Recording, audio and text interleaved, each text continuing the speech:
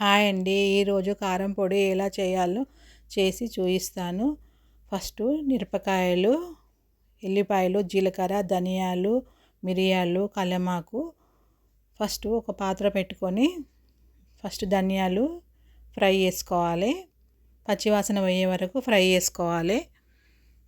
తర్వాత మిరియాలు, ఒక స్పూను మిరియాలు వేసేసుకొని మిరియాలు కూడా ఫ్రై అయిన తర్వాత జీలకర్ర, ఒక 2 స్పూన్లంతా జీలకర్ర వేసేసుకొని ఫ్రై చేసుకొని పచ్చివాసన అంతా పోయే వరకు ఫ్రై చేసుకోవాలి. ఫ్రై చేసుకొని ఒక ప్లేట్లోకి తీసుకొని పక్కకు పెట్టుకోవాలి, చల్లారాలి. పక్కకు పెట్టుకున్న తర్వాత మళ్ళీ అదే పాత్రలోనికి కల్యమాకు, మిరపకాయలు బాగా ఎండకు పెట్టుకోవాలి. ఎర్రమిరపకాయలు, లేకపోతే మిక్సీ పట్టేటప్పుడు మిక్సీ కావన్నమాట. పచ్చి ఉంటే మిక్సీ కావు. బాగా ఎండిన తర్వాతనే చేసుకోవాలి. ఈ కల్యమాకు, మిరపకాయలు ఇవి ఫ్రై చేసుకోవాలి. ఫస్ట్ ఫ్రై అయ్యి కొంచెం ఆయిల్ కూడా వేసుకోవాలన్నమాట. ఫ్రై చేసుకోనికి బాగా ఫ్రై చేసుకోవాలి. స్టవ్ సిమ్లోనే పెట్టుకోవాలి, హైలో పెట్టుకోవద్దు, మాడిపోతుంది, ఘాటు వస్తుంది. ఇవన్నీ బాగా ఫ్రై చేసుకోవాలి. ఫ్రై చేసుకొని పక్కకు పెట్టుకోవాలి. ఇది ఇడ్లీలోనికి తినొచ్చు, దోశలోనికి తినొచ్చు, అన్నంలోని కూడా తినొచ్చు. జ్వరం వచ్చినప్పుడు కూడా వేడివేడి అన్నంలోనికి కూడా వేసుకొని తినొచ్చు.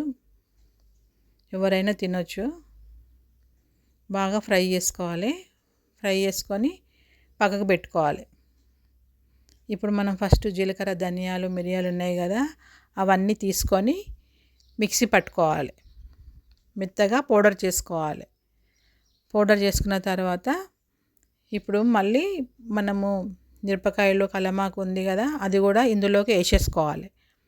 వేసేసుకొని మిక్సీ పట్టుకోవాలి. ఇది కూడా మిక్సీ పట్టుకొని కొంచెం పసుపు, సాల్ట్, మన టేస్ట్కి తగ్గట్టు సాల్ట్ వేసుకోండి. వేసేసుకొని ఇది కూడా మెత్తగా పౌడర్ పట్టాలి.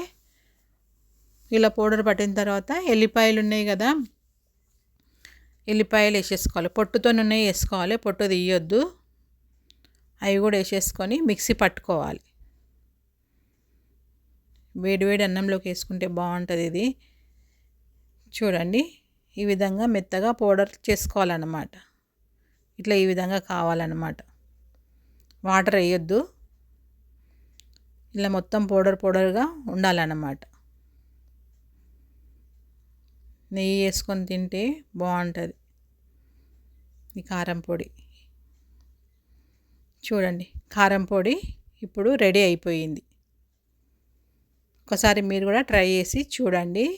నేను చేసిన కారం పొడి మీకు నచ్చితే లైక్ చేయండి, షేర్ చేయండి, సబ్స్క్రైబ్ చేయండి, పక్కనున్న బెల్ ఐకాన్ని క్లిక్ చేయండి.